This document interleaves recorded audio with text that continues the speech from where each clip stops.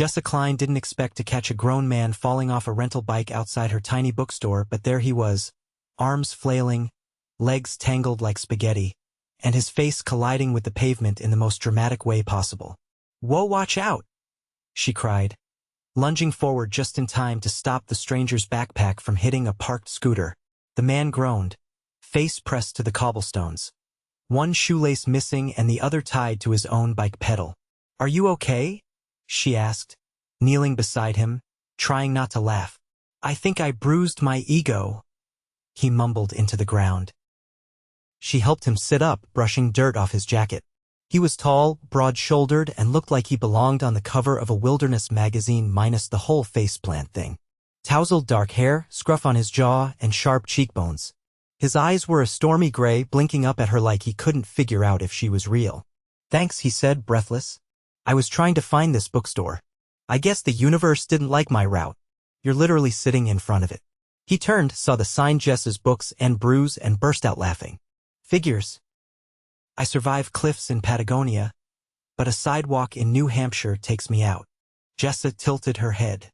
"Cliffs?" He froze. Yeah. Long story. I travel a lot. Explorer-ish stuff." She raised a brow but didn't press. "Well, Indiana Jones. Maybe stick to walking next time." He grinned. "Deal. I'm Davis. Davis Grant." "Jessa, you're bleeding, by the way." He looked down at his scraped palm and winced. "Awesome. Do you have a first aid kit? Come on in. I'll patch you up." Inside, the bookstore smelled like cinnamon and old paper. A few locals sipped coffee near the window, but it was mostly quiet. She led him behind the counter, pulled out the kit, and started cleaning his hand. "You live around here?" he asked, watching her hands work. "Born and raised. I own this place." "You're kidding." "Nope. You run a bookstore and a coffee shop," he said, clearly impressed. She shrugged. "I like books. And caffeine.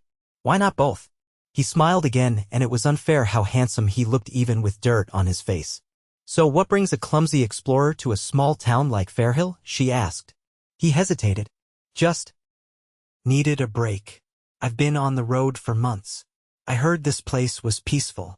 "It is, unless you're being attacked by rental bikes." He laughed again, and something in Jessa's chest fluttered. He stayed for coffee, then an hour, then 2. By sunset, he'd read the back of every hiking book in her travel section and had somehow charmed Mrs. Langston, her grumpiest customer, into telling him her life story. When he finally stood to leave, Jessa felt a strange pang. "Thanks for saving my life," he joked, holding up his bandaged hand. She rolled her eyes. "You tripped over your own foot. Still, I owe you. Maybe just don't bleed on my floor next time." He opened the door, paused. "Would it be weird if I came back tomorrow?" She blinked. "No, not weird." He smiled. "Then I'll see you." And just like that, he was gone. The next day, Davis returned. And the day after that. He brought pastries from a local bakery, asked questions about her favorite authors, and helped her carry boxes from the back room like he'd been born for it. But he never talked much about his own life. Just vague mentions of traveling, mountains, and projects. She assumed he was some kind of travel blogger, maybe a photographer. He dressed like one. Worn boots, rugged jackets, always carrying a beat-up notebook. Jessa didn't push. She liked the mystery, and she liked him. She hadn't liked anyone like this in a long time. One evening, about 3 weeks after their first chaotic meeting, he invited her to dinner. "Not the diner," he said, standing beside her shop counter. "Somewhere nicer." "I don't need fancy," she said, but her heart was racing. "Humor me," she agreed. He picked her up in a sleek black SUV that looked suspiciously out of place in Fairhill. She raised an eyebrow. "Rental," he said quickly. But when they reached the restaurant, a lakeside place with white tablecloths, candles, and a view that honestly looked straight out of a movie, Jessa couldn't help but feel dazzled. They sat under string lights, sipping wine and sharing stories. "I never expected to like a town this small," Davis admitted. "But you make it feel big, important." "I never expected to like someone who can't walk 10 feet without falling," she teased. He chuckled. "I like you, Jessa." Her breath caught. "Just like that. No games." No hesitation. She looked at him, really looked. I like you too. He reached across the table, took her hand. His thumb brushed over her fingers, and something electric pulsed between them. They didn't kiss that night. They didn't need to. Something was already shifting between them. But just when it felt too good to be real, everything cracked. A week later, Jessa stepped outside her shop after closing and nearly tripped over a glossy magazine someone had tossed on the sidewalk. She picked it up and froze. On the cover, Davis. Not in hiking boots. Not in a flannel shirt. In a tuxedo, standing next to a private jet. The headline read, Billionaire Explorer Davis Grant Funds Arctic Research Again. Her heart dropped. Billionaire? He'd lied. For weeks. He hadn't just traveled a lot. He was rich, famous, and he'd never told her. She stormed inside, magazine clutched in her hand. And for the first time in weeks, she didn't want him to walk through that door. But of course he did. Jessa. She held up the magazine. Are you kidding me? He went still. You lied to me. I didn't lie, he said quietly. I just didn't tell you everything. You told me you were a traveler, not a billionaire explorer who funds Arctic research. I wanted you to like me, not my money, not the name. She shook her head. You don't get to decide that. You don't get to hide a life like this. He stepped closer. I wasn't hiding it to fool you. I didn't want to be that guy when I was with you. You're always that guy, Davis. Her chest tightened. She wanted to yell, cry. But mostly, she wanted to kiss him and forget all of it. But she didn't. Get out, she whispered. He looked at her like she'd punched him. But he nodded and walked out. This time, he didn't say he'd be back. The first snow of the season dusted Fairhill like powdered sugar, quieting the streets and frosting the bookstore windows. Jessa stood behind the counter, her hands idle, eyes unfocused as her customers browsed. The bell above the door chimed twice that morning, but Davis didn't walk in. Not that she expected him to. She had spent the last 3 days trying to convince herself it didn't hurt. That it didn't matter. That the man who had shown up in her life like a storm hadn't left a crater in her chest. But it did matter. And it hurt more than she was ready to admit. She closed the shop early, citing weather. In truth, she couldn't stand another hour of pretending she wasn't waiting. As she walked home, her boots crunching on frozen gravel, she tugged her scarf tighter, hoping the sting in her eyes was from the wind. Inside her apartment above the bakery, she peeled off her coat, dropped her keys, and sat in the dark. Her phone buzzed once. She didn't look. The next morning, there was a package on the bookstore steps. Not wrapped. No card. Just a battered leather-bound journal, its edges worn, the cover marked with initials, DG. She opened it with trembling fingers. Inside were pages filled with sketches, notes, coordinates, and photographs tucked between the leaves, glaciers, ruins, foreign cities, and handwritten reflections. One page caught her breath, a pencil drawing of her bookstore detailed down to the ivy creeping along the bricks.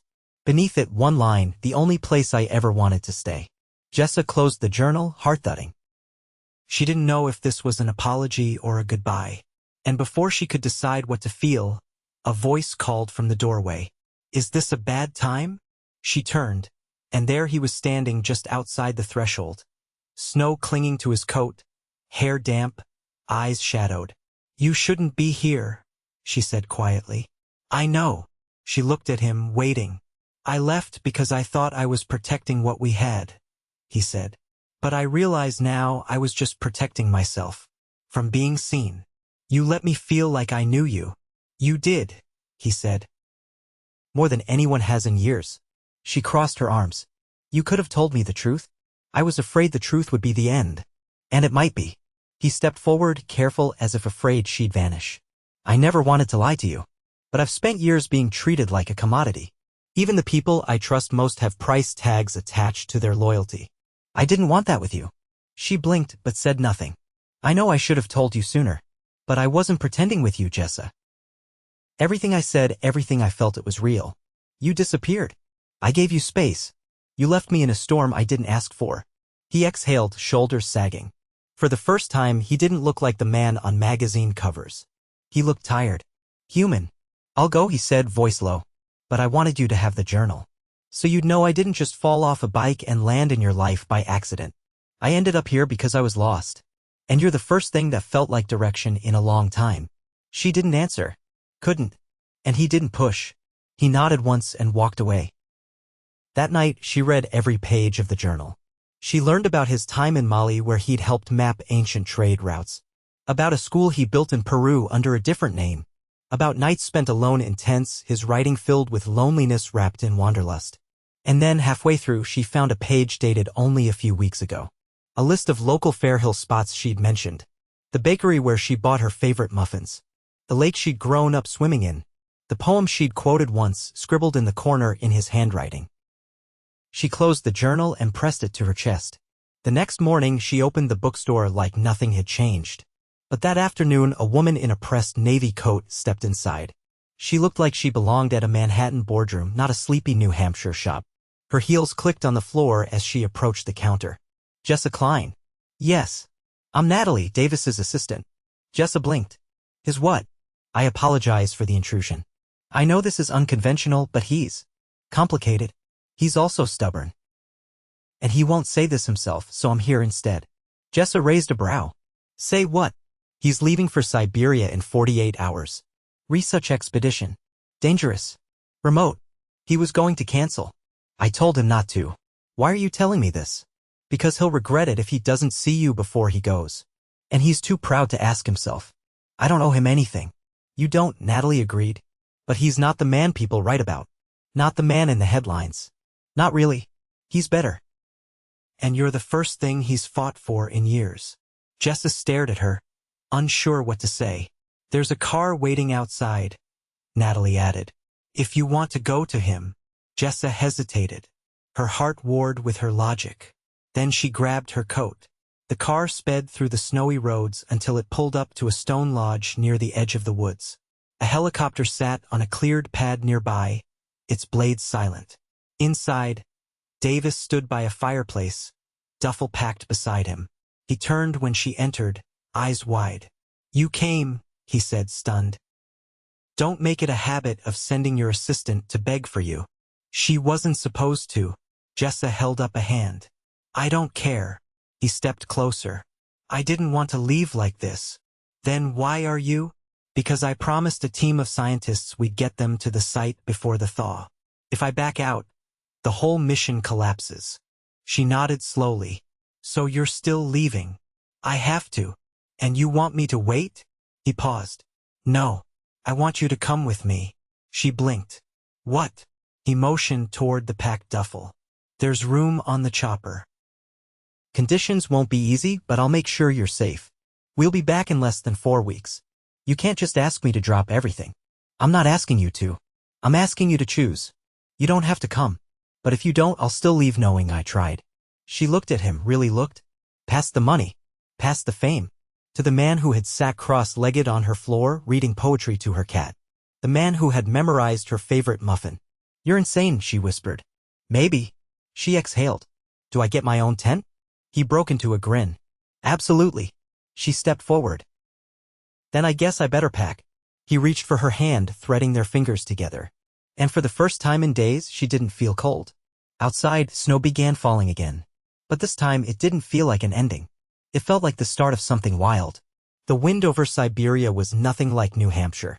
It didn't whistle or rustle, it roared a constant, biting force that clawed through layers of thermal gear and rattled the walls of their temporary research shelter like it wanted inside. Inside the insulated dome, Jessa sat hunched over a small heater, her breath fogging in front of her nose despite the warmth. She wore 3 layers of fleece, 2 pairs of socks, and a fur-lined hood that swallowed most of her face. Across from her, Davis poured powdered coffee into a tin mug, his fingers steady even as frost clung to his eyebrows. I've officially lost feeling in my eyelashes, she muttered. You'll make it, he said, handing her the mug. The worst wind's supposed to ease by morning. I thought you said this shelter was heated. It is, he said, crouching to adjust a dial on the wall. Just not the kind of heating you're used to. So barely. Exactly. She took a sip from the tin, wincing at the bitterness. This tastes like regret. He laughed, sitting beside her on the floor. It's better than snow melt and multivitamins. Remind me again how this is a good idea? You said you wanted adventure. I was picturing jungle temples and maybe a nice hotel afterward. Not hypothermia. Next time, I'll take you to the Maldives. I'm holding you to that. Davis leaned back against a crate of gear, the flickering light casting soft shadows across his face. For the first time since they arrived, he looked relaxed, almost content. Jessa watched him for a moment, then said, "You've done this a lot, haven't you?" He nodded. "Spent 2 months last winter mapping glacial movement in the Norwegian archipelago. Do you ever get tired of it?" "Sometimes," he admitted. "But I can't seem to stop. There's always one more place. One more mystery to chase." She pulled the blanket tighter around her. "What happens when the chasing ends?" He didn't answer right away. Instead, he reached into his pack and pulled out a small black case. He opened it, revealing a delicate compass, old and worn, the brass dulled by time. "My father gave this to me when I was 17. Said it would always know where I belonged." "Does it?" "It's broken. Never pointed north once." She laughed, a short, surprised sound. "That feels metaphorical. Too on the nose, maybe, but I kept it. I like the idea that maybe it's just waiting for me to figure it out." Jessa traced a finger over the edge of the compass, then looked up. "Why me?" He tilted his head. "Why not you? You could have anyone. Models, actresses, women who know how to survive in sub-zero temperatures. I've had people who wanted the spotlight, the jet, the name. You didn't want any of that." "No, I just wanted coffee and a quiet life. And yet you're here, in the Arctic Circle, drinking sludge." She gave him a look. "Don't remind me." He leaned forward, resting his elbows on his knees. "You don't see it, but you're brave. You left everything behind to come with me. That's not quiet. That's fearless. I didn't do it for adventure." "I know." They sat in silence for a long moment, the wind howling outside like a beast pacing the ice. Then he said, "There's something else you should know." She looked over, wary. "If you tell me there's a polar bear outside this shelter, I swear." "No," he said, smiling faintly. "Nothing like that. It's about after this." She waited. "I've been offered a position with an international project. Something permanent. It would mean less field work. More stability." Her brows rose. "Would you take it?" "I was going to say no. I don't sit still easily. But now." He glanced at her. "Now I'm thinking about what staying in one place might feel like." She blinked. "Because of me? Because of us?" Her pulse stuttered. She hadn't expected that. "Not here, not now." "That's a big shift." "Yeah, it is." She looked down at the compass again, then back at him. "What would you even do if you stopped chasing glaciers? I thought maybe I could start building something worth staying for. And what if we're not built for the same kind of life? Then we figure it out. Together." Jessa's throat tightened. There were no grand gestures here. No candlelit dinners or glittering city skyline. Just a man offering her the kind of future she hadn't dared imagine. Before she could respond, the door of the shelter creaked open and a gust of snow blew in, followed by a tall man in a red parka and wind goggles. "Grant," the man said, face half covered. "Satellite picked up a shift in the ice field. We've got less than 6 hours before the North Ridge fractures. We need to move now." Davis stood immediately, all warmth gone from his expression. "How far is the equipment from the ridge?" "1/4 mile. But the climb's getting worse." He turned to Jessa. "You stay here. Don't go outside unless I say." She stood too. "I'm going with." "No. Davis. I'm not risking you. I didn't come all this way to sit and wait while you get buried under a glacier. It's too dangerous. And you going alone isn't?" He hesitated, eyes locked on hers. Then he handed her a harness from the gear pile. "You stay behind me. No heroics. Got it?" She nodded. 2 hours later, they were scaling the edge of the ridge through a wind so sharp it felt like knives. The snow was knee-deep, the sky a flat, furious gray. Jessa followed his exact steps, her breath loud in her ears, heart pounding like a drum. They reached the equipment station and began packing the solar sensors into crates. Davis moved quickly, efficiently, checking readings and yelling instructions over the gale. Jessa helped where she could, her fingers numb and clumsy. Then the ground trembled. "Move!" Davis shouted, grabbing her hand. They sprinted, crates abandoned, snow shifting beneath their feet like sand. A deep, groaning crack tore through the air as a fissure opened behind them. Jessa stumbled but didn't fall. Davis hauled her forward, his grip unshakable. They reached the shelter just as the ice behind them split open, a jagged canyon where they'd stood seconds before. Inside, they collapsed onto the floor, panting. "You okay?" he asked hoarsely. She nodded, throat raw. "That was the worst date I've ever been on." He laughed, breathless. Then his laughter faded, his eyes finding hers in the dim light. "I meant what I said. About staying." She leaned back against the wall, her body aching, every nerve still humming from adrenaline. "I don't want you to stay just for me. That's not fair. It's not just for you. It's for me too." She looked at him, snow melting in his hair, hands scraped, face flushed. And in that moment, she didn't see the billionaire or the explorer or the man on magazine covers. She saw the one who'd chosen her, and she reached for his hand. "Then let's go home after this." Davis nodded, fingers tightening around hers. Outside, the storm began to fade. The champagne flutes sparkled under the chandelier light, clinking gently beneath the low hum of conversation and soft jazz. Jessa stood near the far end of the ballroom, her gaze drifting across the sea of tuxedos and gowns, unsure if she was more shocked by the fact that she was here or that she didn't feel out of place. The invitation had arrived 2 weeks after the expedition hand delivered, gold embossed, and addressed to her bookstore. She'd nearly tossed it, still unsure what kind of world she was agreeing to step into. But Davis had called not to persuade, not to beg, just to say he hoped she'd come. And that was enough. Now here she was, standing in the Grand Palais in Paris, surrounded by diplomats, scholars, and scientists, each one gathered to celebrate the global launch of the Polaris Foundation's environmental initiative. Davis's name was everywhere on the banners, in the program, even whispered between guests. But when she looked at him, standing at the podium in a tailored midnight blue suit, none of that mattered. She sipped her drink slowly as he spoke, his voice steady, his presence commanding in a way that was effortlessly earned. But the moment his eyes found hers across the room dimmed. He smiled, not for the cameras, not for the crowd, but for her. And suddenly, she didn't feel like the girl from a tiny town who once wrapped his bloody hand in gauze. She felt like the person he saw every time he looked at her, his compass.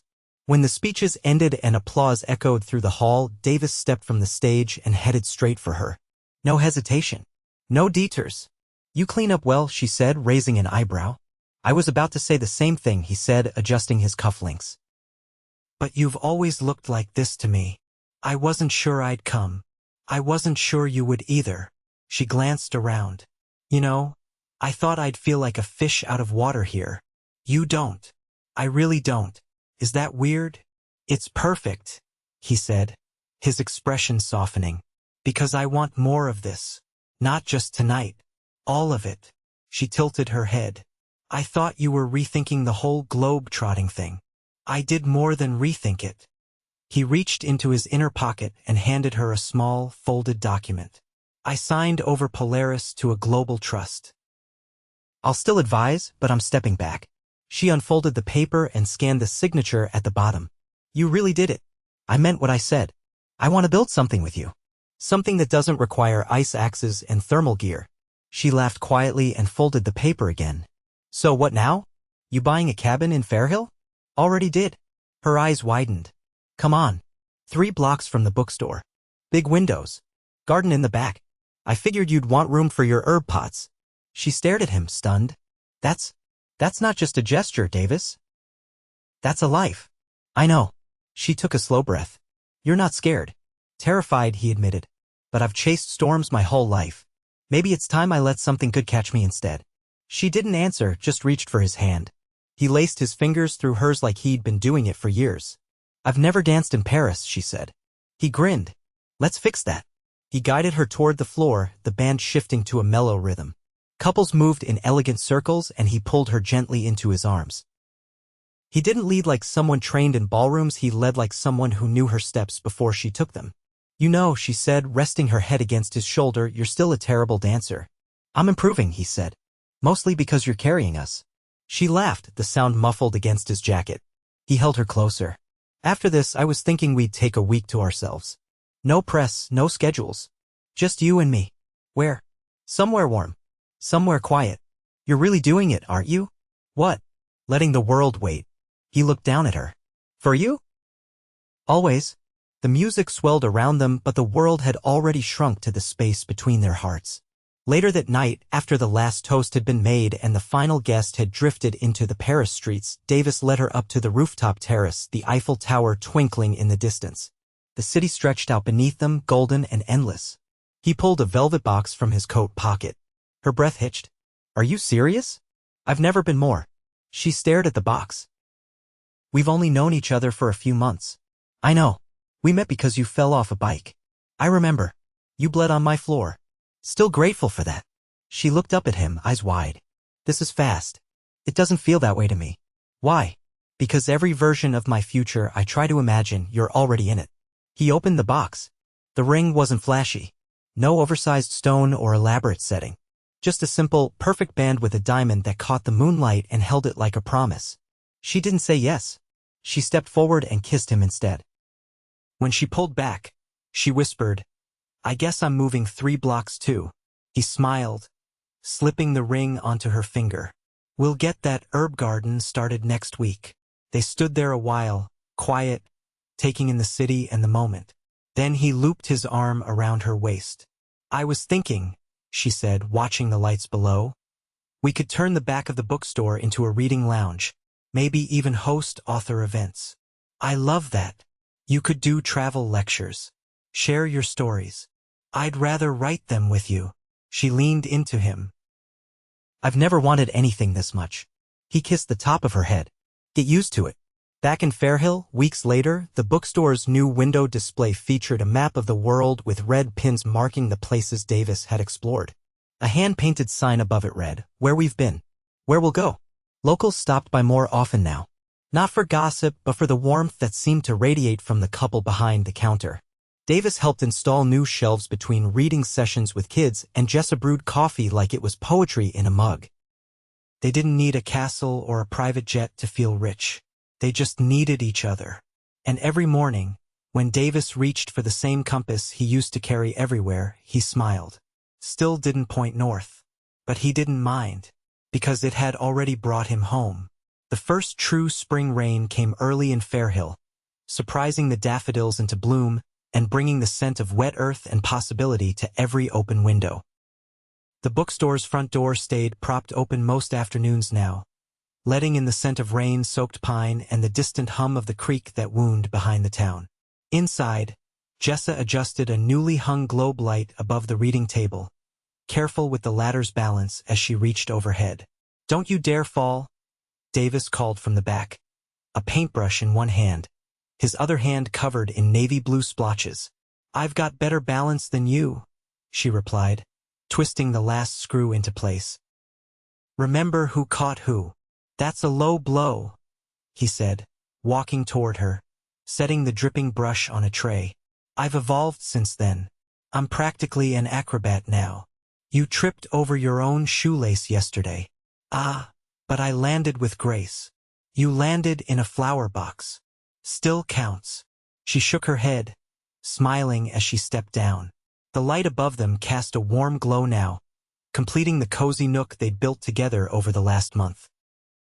The entire back of the shop had been transformed, a sunlit room filled with oversized chairs, woven rugs, and low shelves stacked with travel journals, rare finds, and first editions.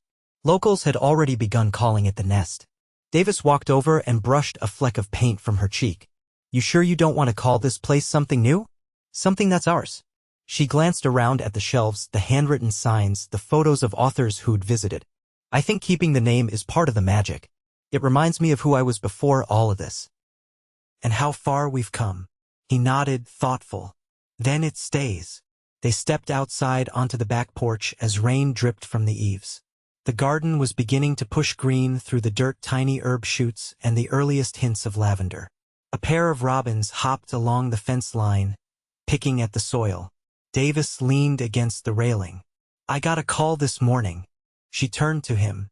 From an old contact in Nepal. They're building a new research station at elevation. They want someone to oversee the first phase. Her heart jerked, but she kept her voice even. Are you going? No. I told them I couldn't be away for that long. Not anymore. She exhaled, surprised by the tears that pricked her eyes. Was it hard to say no? He looked out at the garden, the soft mist falling just beyond the awning. It used to be. But now, when I imagine going without you, it doesn't feel like adventure. It feels like leaving something behind. You're not giving anything up. I know, he said. I'm just trading chaos for meaning. She reached for his hand. You've always had meaning. Not the kind that wakes me up in the morning and makes me want to stay in one place. They stood in silence, the rain soft around them. Somewhere down the street, a wind chime danced in the breeze. Davis turned to her, his expression unreadable. I've been thinking about how we met. I still maintain you owe me a new floor mat. He laughed. Seriously. There's something about that day that stayed with me. How random it was. How perfect. Are you getting sentimental on me? I might be, he said, stepping back inside and returning with a small wooden box. I found this in that antique shop you like. Thought it might be fitting. She opened the box with cautious fingers. Inside lay a compass, aged brass, almost identical to the old one he'd shown her in Siberia, but this one worked. The needle spun once, then pointed north with unwavering certainty. Her breath caught. It's beautiful. It's for you. She looked up at him. You're giving me your compass? No. I'm giving you ours. She blinked, confused, until he reached into his jacket and pulled out a second box, this one velvet, smaller, unmistakable. He dropped to one knee, his voice low but steady. I don't need a map anymore. You're the only direction I'll ever follow. Marry me. Her hand flew to her mouth, the compass pressed to her chest. I'm not promising perfect. I'm promising real. I'm promising mornings with mismatched socks and nights with burnt dinners and laughter that never runs out. All of it. With you. She dropped to her knees too, grabbing his face in her hands and kissing him before she could speak. When she pulled back, her forehead rested against his. Yes. Davis laughed, relief crashing across his face as he slipped the ring onto her finger. She looked down at it, simple, elegant, classic. Just like everything he gave her. They stayed like that for a long moment, the sound of rain around them, the warmth of their hands between them. The moment felt like it had waited for them their entire lives. Weeks passed in a blur of planning and whispered dreams. The wedding was held in the garden behind the bookstore, under a canopy of fairy lights strung between trees, with friends and townspeople gathered close. Jessa wore a dress with sleeves made of delicate lace, her hair pinned with tiny white blooms from the garden she'd planted herself. Davis stood at the altar barefoot, grinning like a boy who'd found the treasure he'd spent his whole life chasing. The ceremony was short, heartfelt, full of laughter and misty eyes. Their vows were spoken in quiet voices meant only for each other. Afterward, they danced beneath the stars, the bookstore windows glowing behind them. Friends toasted with glasses of sparkling cider and warm strawberry shortcake from the bakery down the street. Children ran barefoot through the grass. Fireflies lit the edges of the night. Later, when the guests had gone and the candles had burned low, Jessa rested her head on Davis's shoulder as they lay on a blanket in the garden. You're sure this doesn't feel too small for you? She asked, her voice barely above a whisper. He turned his head, brushing his lips against her temple. It's the biggest thing I've ever been part of. They stayed there until sunrise, wrapped in quilts and each other, watching the sky turn from indigo to gold. In the months that followed, life settled into a rhythm that neither of them had ever known before. Davis started teaching a course at the local college, drawing in students from neighboring towns with stories from his expeditions. He spent afternoons on the bookstore porch, sketching or fixing things that didn't need fixing just to be near her. Jessa expanded the shop's travel section, curating books from every country Davis had visited and hosted monthly story nights where he read from his journals, except now, the stories always ended with coming home. They never bought a second compass. They didn't need one. Everywhere they went together. And in a small town that once felt like the edge of the world, they built a life that reached farther than any map ever could.